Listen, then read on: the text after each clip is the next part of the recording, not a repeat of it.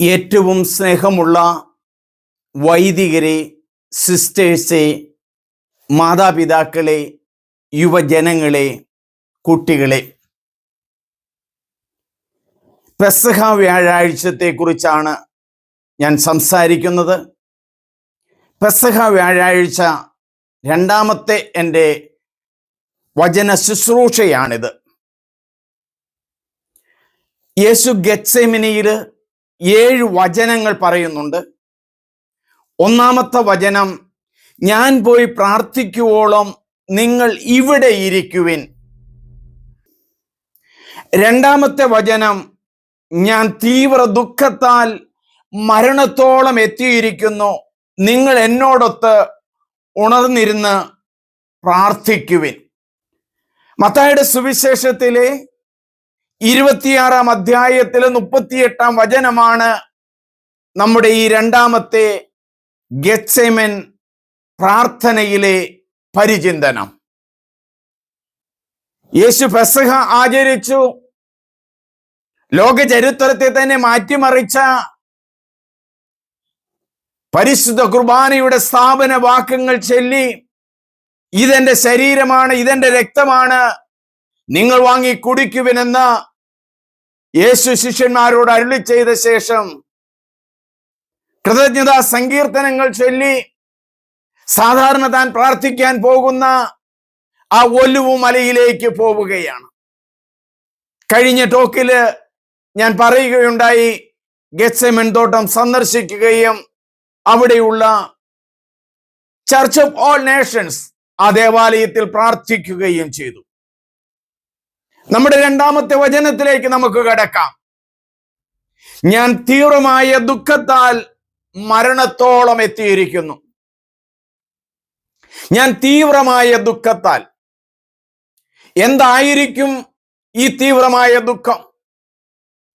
ഈ വചനം കേൾക്കുന്ന നിങ്ങളിൽ പലരും തീവ്രമായ ദുഃഖം അനുഭവിക്കുന്നവരായിരിക്കാം. നിങ്ങളുടെ സ്വന്തം മക്കൾക്ക്, സ്വന്തം ജീവിത പങ്കാളിക്ക്, ബന്ധുമിത്രാദികൾക്ക് ശക്തമായ രോഗം ബാധിച്ച് ആ വേദന നിങ്ങളുടെ ഉള്ളിലേക്ക് ഉൾക്കൊണ്ടുകൊണ്ട് തീവ്രമായ ദുഃഖം അനുഭവിക്കുന്നവരുണ്ട്. ഞാൻ ഈ വചനം പറയുമ്പോൾ ബുധനാഴ്ച, പെസഹ വ്യാഴാഴ്ചയ്ക്ക് മുമ്പുള്ള ദിവസം ബുധനാഴ്ച, ബെന്നി എന്ന് പറയുന്ന ഒരു യുവാവ് കുറവലങ്ങാട് സൈഡില് കിഡ്നി രോഗം ബാധിച്ച് മരിച്ചു. ധാരാളമായ അനുഗ്രഹങ്ങൾ ആ കുടുംബത്തിന് ലഭിച്ചിട്ടുണ്ട്. മരണത്തോടനുബന്ധിച്ചുള്ള ദുഃഖങ്ങൾ പേറുന്ന ആളുകളായിരിക്കാം ഈ വചനം കേൾക്കുന്നത്. ഞാൻ തീവ്രമായ ദുഃഖത്താൽ മരണത്തോളം എത്തിയിരിക്കുന്നു. യേശുവിന് തീവ്രമായ ദുഃഖം എന്താണ്?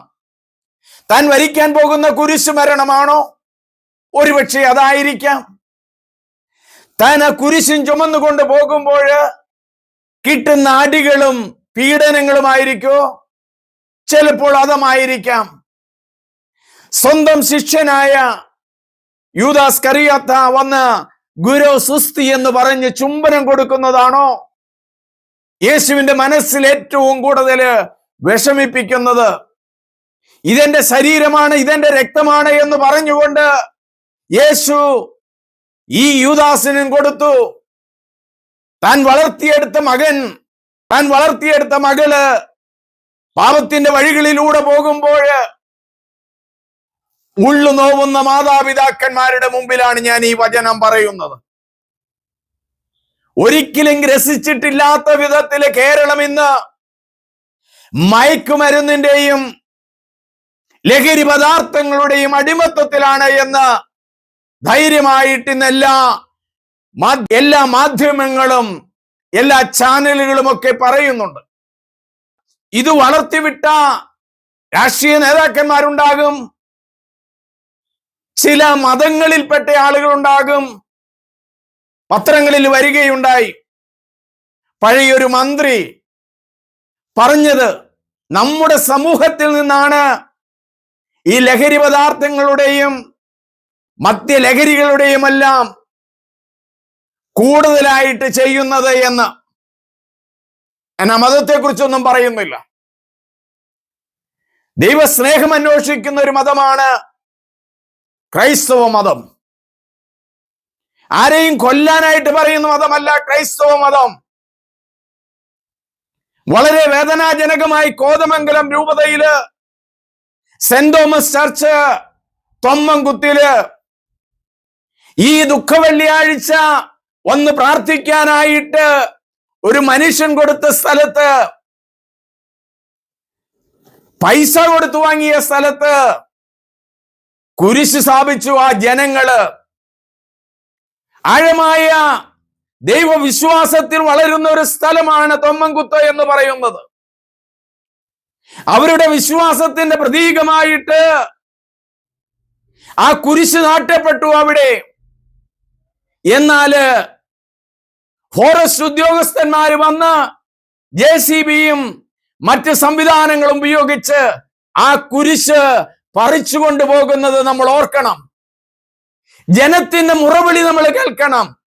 പെസഹ വ്യാഴാഴ്ചയാണ് നമ്മൾ വന്നിരിക്കുന്നത്. കോതമംഗലം രൂപതാധ്യക്ഷൻ വളരെ ശക്തമായ ഭാഷയില് അതിനെതിരെ സംസാരിച്ചത്, വലിയ നോമ്പായതുകൊണ്ട് ഞങ്ങൾ ആ നോമ്പിന്റെ ചൈതന്യത്തിൽ ജീവിക്കുന്നു എന്നാണ് പിതാവ് പറഞ്ഞത്. നമ്മുടെ വിഷയത്തിലേക്ക് വരാം. ഞാൻ തീവ്രമായ ദുഃഖത്താൽ മരണവേദനയെ അനുഭവിക്കുന്നു. താൻ വളർത്തിയെടുത്ത ശിഷ്യന്മാരെല്ലാം പിരിഞ്ഞു പോകുന്ന നിമിഷം പോലെ താൻ വരിക്കാൻ പോകുന്ന കുരിശുമരണം മനസ്സിൽ നേരത്തെ കാണുകയാണ്, അറിയുകയാണ്. അതുകൊണ്ടാണ് യേശു പറയുന്നത്, ഞാൻ തീവ്രമായ മരണവേദനയെ അനുഭവിക്കുന്നു. ചെറിയ വേദനയല്ല, തീവ്രമായ വേദന. സ്വന്തം മക്കളെ പ്രതി തീവ്രവേദന അനുഭവിക്കുന്ന മാതാപിതാക്കന്മാർ ഇത് കേൾക്കുന്നുണ്ട്. പാപത്തിന്റെ അന്ധകാരത്തിൽ ജീവിക്കുന്നവരുടെ ജീവിതം കണ്ട് സഭാമാതാവ് ഇന്ന് വേദനിക്കുന്നുണ്ട്. പരിശുദ്ധ ബലിയും കാൽകഴുകൽ ശുശ്രൂഷയും പെസഹ അപ്പം മുറിക്കേണ്ടതുമായ ശുശ്രൂഷ നടക്കേണ്ട ചില പള്ളികൾ ഇന്ന് അടച്ചിട്ടിരിക്കുകയാണ്. കേരളത്തിലെ സീറോ മലബാർ സഭയില് നമുക്ക് അങ്ങോട്ട് വിരൽ ചൂണ്ടണ്ട, ഇങ്ങോട്ട് വിരൽ ചൂണ്ടണ്ട. നമ്മുടെയൊക്കെ കുറവാണ് അവിടെ നിഴലിക്കുന്നത്. പ്രിയ സഹോദരി സഹോദരങ്ങളെ, എന്റെ പ്രാർത്ഥനയുടെ കുറവാണ്, തെറ്റായ ചില തീരുമാനങ്ങൾ എടുത്തതിന്റെ ഫലമാണ്. ഇതെല്ലാം നമുക്ക് പറയാൻ പറ്റും. പക്ഷെ ഞാൻ എന്നിലേക്ക് തന്നെ വിരൽ ചൂണ്ടട്ടെ. എന്റെ കുറവാണ്. ഞാൻ ദൈവത്തിന്റെ തിരുമുമ്പിൽ കരഞ്ഞപേക്ഷിക്കാത്തതിന്റെ ഫലമാണെന്ന് ഞാൻ വിചാരിക്കുന്നുണ്ട്. ഈ വചനം കേൾക്കുന്ന പലരെയും തീവ്രമായ ദുഃഖത്തിൽ നിന്ന്, വേദനയിൽ നിന്ന് ദൈവം രക്ഷിക്കുന്നതായിട്ട് എന്റെ മനസ്സിൽ വരികയാണ്. മക്കളുടെ വേർപാടിൽ ദുഃഖിക്കുന്നവരെ, തീവ്രമായ വേദനയിൽ ആയിരിക്കുന്നവരെ, ഈ പെസഹ രാത്രിയിൽ നിങ്ങളുടെ ജീവിതത്തിലേക്ക് പരിശുദ്ധാത്മാവ് കടന്നു വന്ന ഗെത്സേമൻ തോട്ടത്തിലെ മൊഴികൾ നിങ്ങൾക്ക് മനസ്സിന് സമാധാനവും ശാന്തിയും നൽകുന്ന അവസരമാണിത്. നമുക്ക് പ്രാർത്ഥനാപൂർവം ഈ വചനത്തിലേക്ക് കിടക്കാം.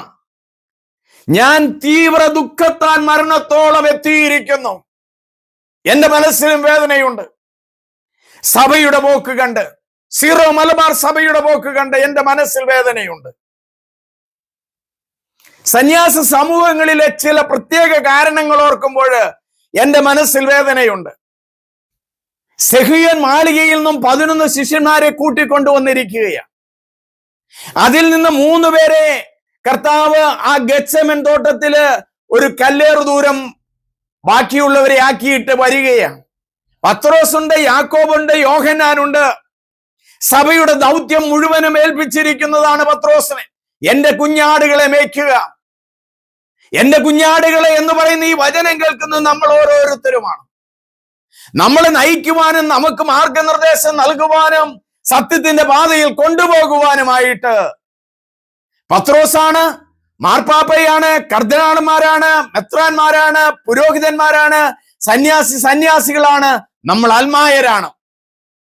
എല്ലാവരും കൂടി ഒറ്റ തണ്ടില് വിരിയുന്ന പൂക്കളാണ്. അതുകൊണ്ട് താമരയുടെ വേരുകൾ ചെളിയിൽ നിൽക്കുന്നതുകൊണ്ട്. താമരയുടെ ഇല മുകളിലാണ് നിൽക്കുന്നത്, വിടർന്ന് പരന്നു കിടക്കുന്നതാണ്. അതിന്റെ മൊട്ടുകൾ കൂമ്പിയാണ് ജലത്തിനു മുകളിൽ വന്നത്. സൂര്യൻ ഉദിക്കുമ്പോൾ, കർത്താവ് കടന്നു വരുമ്പോൾ, കർത്താവിന്റെ വചനം കേൾക്കുമ്പോൾ ഞൊടിയിടയില് മരിച്ചു കിടക്കുന്നവർ ഉയർത്തെഴുന്നേൽക്കുമെന്നുള്ള വചനം നമുക്ക് ഓർക്കാം. നല്ല നിലയിലേക്കാണ് നമ്മൾ പോകുന്നത്. കർത്താവിന്റെ വചനത്തില് യേശുവിന്റെ അരികിലേക്കാണ് പോകുന്നത്. എന്തിനാണ് ഈ 3 പേരെ മാത്രം കൊണ്ടുപോയത്? യോഹന്നാനെ നമുക്കറിയാം, യേശുവിനെ ഏറ്റവും കൂടുതൽ സ്നേഹിച്ച് യേശുവിന്റെ ഇഷ്ട ശിഷ്യനായിരുന്നു. യാക്കോബിനെ എന്തിനു കൊണ്ടുപോയി? യാക്കോബാണ് ആദ്യം സഭയില് രക്തസാക്ഷിയായത്. അപ്പോസ്തല പ്രവർത്തനങ്ങളിൽ വായിക്കുന്നുണ്ട്, യാക്കോബിനെ അവർ കൊന്നുകളഞ്ഞു. പത്രോസിനെ കൊല്ലുവാൻ വേണ്ടി പിടിക്കപ്പെട്ടിരിക്കുന്നു. ആദ്യ രക്തസാക്ഷിയാകുന്ന യാക്കോബിനെയും കൊണ്ടാണ് പോകുന്നത്. ഏറ്റവും ഒടുക്കം മരിക്കുന്നത് യോഹന്നാനാണ്. യോഹന്നാന്റെ സുവിശേഷം നമുക്ക് ലഭിച്ചിട്ടുണ്ട്. ഈ പറയുന്ന പലതും യോഹന്നാന്റെ സുവിശേഷത്തിലില്ല. മറ്റ് സമാന്തര സുവിശേഷങ്ങളിലൂടെ ഇതെല്ലാം പടർന്ന് പന്തലിച്ചിട്ടുണ്ട്. മറ്റ് സുവിശേഷങ്ങളിൽ വിട്ടുപോയതാണ് പ്രധാനമായിട്ടും യോഹന്നാൻ സുവിശേഷകൻ വിരചിക്കുന്നത്. പത്രോസ് കുരിശുമരണം വഹിക്കുന്ന വ്യക്തി. യേശു തെരഞ്ഞെടുത്ത് എന്റെ കുഞ്ഞാടുകളെ മേയ്ക്കുക. ഈ കുഞ്ഞാടുകളെ മേയ്ക്കാൻ ഇറങ്ങി പുറപ്പെട്ട ഈ പത്രോസിന് ലഭിച്ചത് കുരിശുമരണമാണ്. എനിക്ക് യേശുവിനെ പോലെ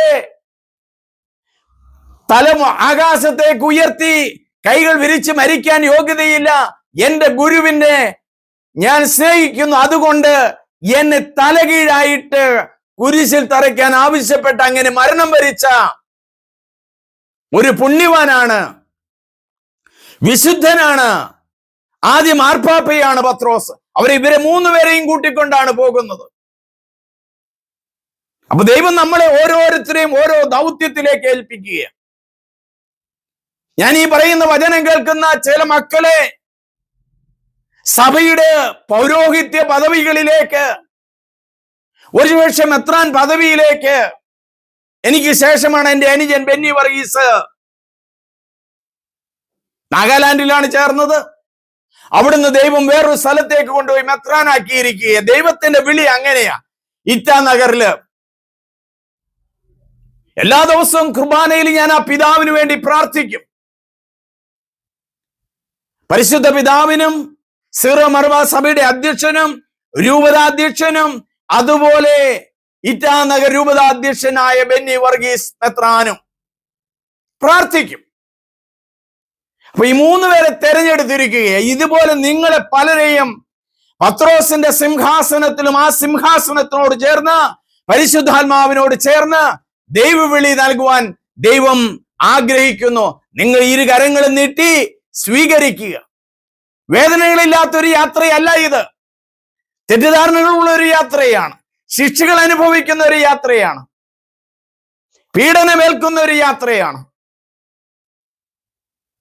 ഈ ദിവസങ്ങളില് നമ്മൾ പത്രങ്ങളിൽ വായിച്ചില്ലേ, മിഷൻ പ്രവർത്തനങ്ങൾ നടന്ന് ധാരാളം ആളുകൾ കത്തോലിക്ക വിശ്വാസം സ്വീകരിച്ച് കത്തീഡ്രൽ പള്ളിയിലേക്ക് വരികയാണ്. അപ്പോൾ ഇന്ത്യയിലുള്ള ഏതോ ഒരു മത തീവ്രവാദ സമൂഹം ആളുകളെ ആക്രമിച്ചു.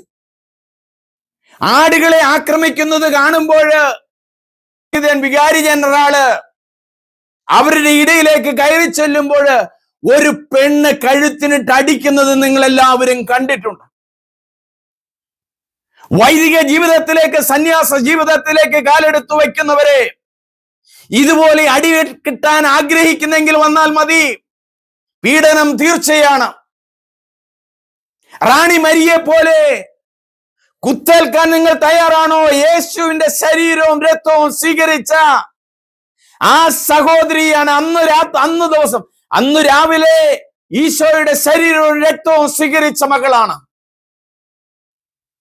ബസ്സിനകത്ത് 57 കുത്തേറ്റ് മരിച്ചു വീണത് ഇന്ന് ദൈവദാസിയായിട്ട് പ്രഖ്യാപിച്ചിരിക്കുക. വെനറബിൾ വിശുദ്ധിയുടെ പദവിയിലേക്ക് നടക്കുകയാണ്. നമ്മളെ ക്രൈസ്തവരെ എല്ലാവരെയും കർത്താവ് വിളിക്കുന്ന വിശുദ്ധിയുടെ ജീവിതത്തിലേക്കാണ്. മൂന്നാമത്തേത് യോഹന്നാനാണ്. യോഹന്നാന് ലഭിച്ചത് ഇതെല്ലാം കണ്ട് മരണത്തിന്റെ വേദനയെ അനുഭവിച്ച ഒരു ശ്ലീഹ. നമുക്ക് സുവിശേഷം നൽകി, യോഹന്നാന്റെ സുവിശേഷം. അപ്പൊ 3 പേരെയും കൂട്ടിക്കൊണ്ടുപോവുകയാണ് കർത്താവ്. ഒരു കുടുംബത്തിൽ അപ്പനും അമ്മയും ഒരു മകനും മാത്രമുള്ള ആ മകൻ ദൈവവിളി സ്വീകരിച്ച് പട്ടം സ്വീകരിക്കുന്നില്ലേ, മെത്രാനാകുന്നില്ലേ? കാഞ്ഞിരപ്പള്ളിയിലെ ജോസ് പിതാവ്, ഞങ്ങൾ ഒരുമിച്ച് MDH ചെയ്തവരാ. ഒറ്റയ്ക്കൊരു മകനേ ഉള്ളൂ. അദ്ദേഹത്തെ ദൈവം ഉയർത്തി ഒരു മെത്രാൻ പദവിയിലേക്ക്, കാഞ്ഞിരപ്പള്ളി രൂപതയുടെ മെത്രാനായിട്ട്. ഈശോ പറയുകയാണ്, ഞാൻ തീവ്ര ദുഃഖത്താൽ മരണത്തോളം എത്തിയിരിക്കുന്നു, നിങ്ങൾ എന്നോടൊത്ത് ഉണർന്നിരിക്കുക. ഉണർന്നിരിക്കാനാ കർത്താവ് പറയുന്നത്. എന്റെ കുടുംബത്തിൽ ഞാൻ ഉണർന്നിരിക്കണം, എന്റെ കുടുംബത്തിൽ ഞാൻ ഉണർന്നിരിക്കണം. എന്തുകൊണ്ടാണ് ഇന്ന് യുവാക്കന്മാരും യുവതികളും ഒക്കെ ഈ ലഹരിയുടെ അടിമകളായതെന്നറിയാവോ? ചെറുപ്പത്തിൽ ഒത്തിരി പുന്നാരം കൊടുത്തത് കൊണ്ടാണെന്ന് ഞാൻ പറയും.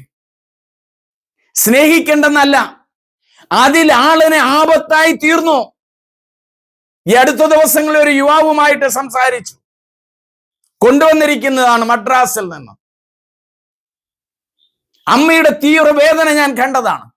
അപ്പനൊരു അധ്യാപകനാണ്, തീവ്രവേദന. മദ്രാസിൽ BSc നഴ്സിംഗ് പഠിക്കുന്നു, 2nd ഇയർ.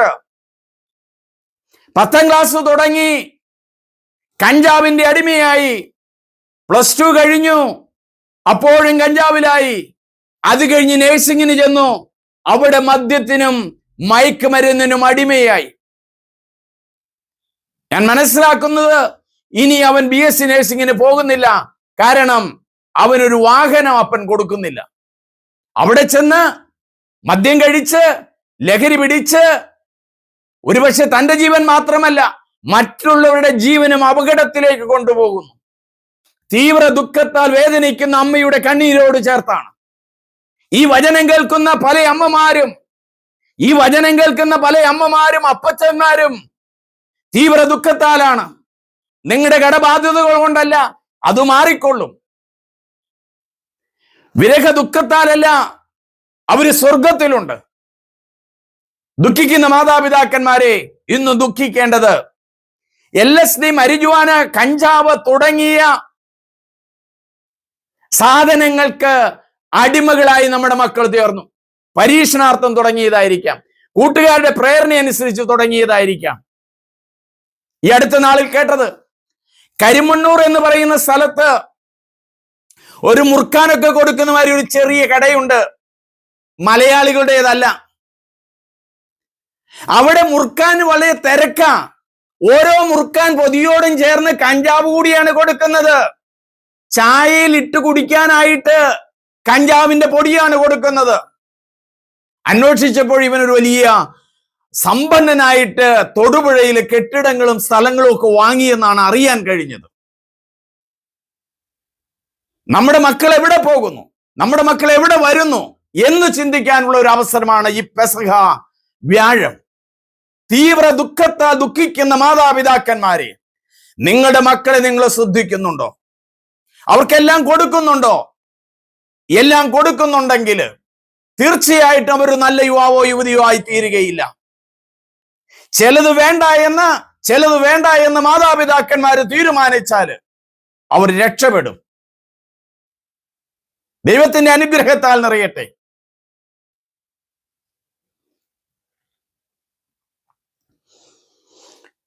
യേശുവിന്റെ ആ വചനത്തില്, ഞാൻ തീവ്ര ദുഃഖത്താൽ മരണത്തോളം എത്തിയിരിക്കുന്നു, നിങ്ങൾ എന്നോടൊത്ത് ഉണർന്നിരിക്കുവിൻ. ശിഷ്യന്മാരോട് പറയും, ഉണർന്നിരിക്കുവിൻ. ഇന്ന് ആരാണ് ഉണർന്നിരിക്കേണ്ടത്? നമുക്ക് രാഷ്ട്രീയക്കാരെ വിടാം, അവർക്ക് വോട്ട് ബാങ്ക് മാത്രം മതി. ജനനന്മകളല്ല, അതാണെന്ന് നമ്മൾ കാണുന്നത് ചുറ്റും. വോട്ട് കീശയിലാക്കി സമ്പന്നനാകാനായിട്ട് ആഗ്രഹിക്കുന്ന പല രാഷ്ട്രീയക്കാരും എന്ന് നമ്മുടെ മക്കളെ ഓർമ്മിപ്പിച്ചു കൊടുക്കണം.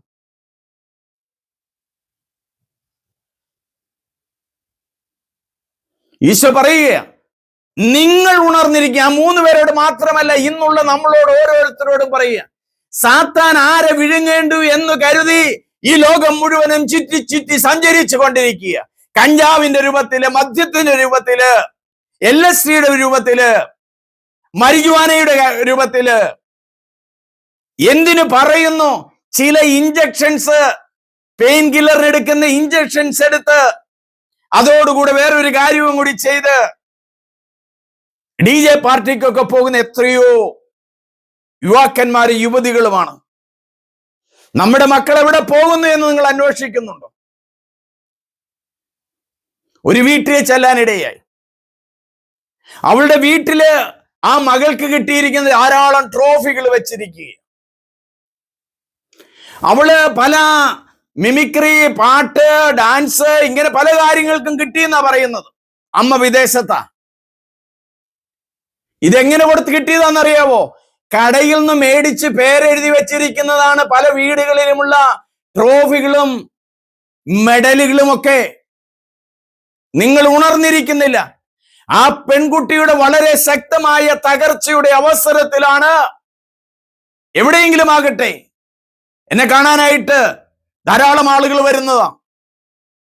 ഈ തകർച്ചയുടെ അവസരം കാണാനായിട്ട് അപ്പന് സാധിച്ചില്ല, അമ്മയ്ക്ക് സാധിച്ചില്ല. അവള് കൊണ്ടുവരുന്ന ട്രോഫിയിലും മയങ്ങിപ്പോയ മാതാപിതാക്കന്മാരെ, നിങ്ങൾ എത്രമാത്രം അതിനുശേഷം ദുഃഖിച്ചു. ഈ ട്രോഫികളാണോ? കർത്താവിൽ നിങ്ങൾക്ക് ട്രോഫി കിട്ടിയിട്ടുണ്ടോ? കർത്താവ് കൊടുത്ത ട്രോഫി എന്താ? പത്രോസിന് കുരിശുമരണം, യാക്കോബിന് വധശിക്ഷ. കള്ളനും കൊലപാതകയുമായിട്ടല്ല നമ്മുടെ മക്കൾ മരിക്കുന്നതെങ്കില്, അടിയേൽക്കുന്നതെങ്കില് നമുക്ക് അഭിമാനിക്കാം. ഉണർന്നിരിക്കേണ്ട കാലഘട്ടമാണ്. സഭാപിതാക്കന്മാര് ഉണർന്നിരിക്കുന്നില്ല. അടിച്ചേൽപ്പിക്കാനുള്ളതല്ല ദൈവം നൽകിയ കൽപ്പനകള്. ഞാൻ ഇടയനാണ്. കർത്താവ് പറയുന്നുണ്ട്, ഞാൻ നല്ല ഇടയനാണ്, ആടുകൾക്ക് വേണ്ടി ജീവൻ ബലികഴിക്കുന്ന. ഇടയന്മാരെയാണ്, മെത്രാന്മാരെയാണ്, പുരോഹിതന്മാരെയാണ്, അൽമായരെയാണ്, സുഹൃത്തുക്കളെയാണ് നമുക്ക് വേണ്ടിയിരിക്കുന്നത്. ബലി കഴിക്കാൻ നിങ്ങൾ റെഡിയാണോ എന്ന് കർത്താവ് നമ്മളോട് ചോദിക്കുകയാ. യേശു ഗെത്സമൻ തോട്ടത്തില് തന്റെ മരണത്തിനു മുമ്പ് പറയുകയാ, ഞാൻ തീവ്രമായ ദുഃഖത്താൽ മരണത്തോട് എത്തിയിരിക്കുന്നു, നിങ്ങൾ എന്നോടൊത്ത് ഉണർന്നിരിക്കുവിൻ. അതായിരുന്നു ഗെത്സമൻ തോട്ടത്തിലെ 2ാമത്തെ വചനം. ഈ വചനത്തെക്കുറിച്ച് നമുക്ക് ചിന്തിക്കാം, നമുക്ക് പ്രാർത്ഥിക്കാം. ദൈവത്തിന്റെ കരുണയും കൃപയും നിങ്ങൾ തിരഞ്ഞെടുത്ത് കൊണ്ടുപോകുന്ന വഴിയിൽ നിങ്ങൾക്ക് ലഭിക്കും. നമുക്കൊരു നിമിഷം പ്രാർത്ഥിക്കാം. കർത്താവായ യേശുവേ, അങ്ങ് ഗെത്സമൻ തോട്ടത്തിൽ പ്രാർത്ഥിച്ച 2ാമത്തെ പ്രാർത്ഥന ഞങ്ങളുടെ ഹൃദയത്തെ വളരെയധികം ചിന്തകളിലേക്ക് കൊണ്ടുപോകുന്നു. ഞാൻ എന്നോട് മാത്രമല്ല കടപ്പെട്ടിരിക്കുന്നത്, എൻ്റെ സമൂഹത്തോട്, എൻ്റെ മാതാപിതാക്കന്മാരോട്, എൻ്റെ മക്കളോട്, ഈ യുവജനങ്ങളോടും കൂടിയാണെന്ന് ഞങ്ങൾ മനസ്സിലാക്കും.